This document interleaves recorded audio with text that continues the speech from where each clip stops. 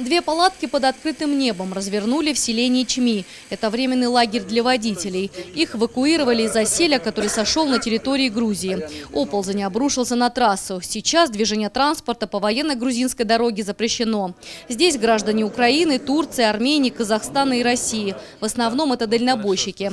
Они возвращались домой с рейса, но из-за разгулявшейся стихии оказались в своеобразном плену.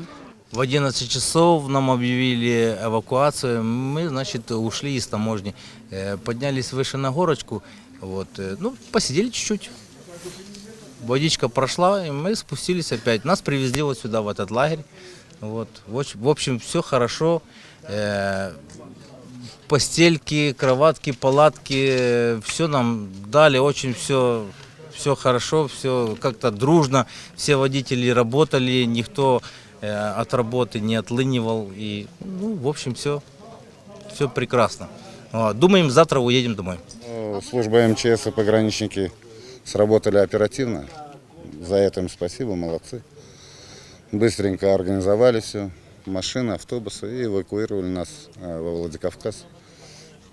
Там покушали, поели, а вечером уже также в автобусы посадили и привезли нас сюда, в палаточный лагерь. Слава Богу, хоть так, нормально, все хорошо. Условия, конечно, спартанские, но водители рады и такому приему. В палаточном лагере можно отдохнуть и принять душ. По распоряжению руководства местного самоуправления Владикавказа для людей организовали горячее питание. Возле лагеря круглые сутки будут дежурить сотрудники правоохранительных органов. Здесь условия довольно комфортно. Это не только палаточный лагерь. Как вы видите, часть удалось разместиться в стационарном самом здании лагеря. Кроме того, МЧС тоже находится рядом с нами. Подвезли чай, готовы открыть еще одну палатку, если это необходимо. Мы сегодня с раннего утра на связи с МЧС. Очень здорово помогает полиция, то есть практически в том числе и дорожные их службы, и службы ГАИ.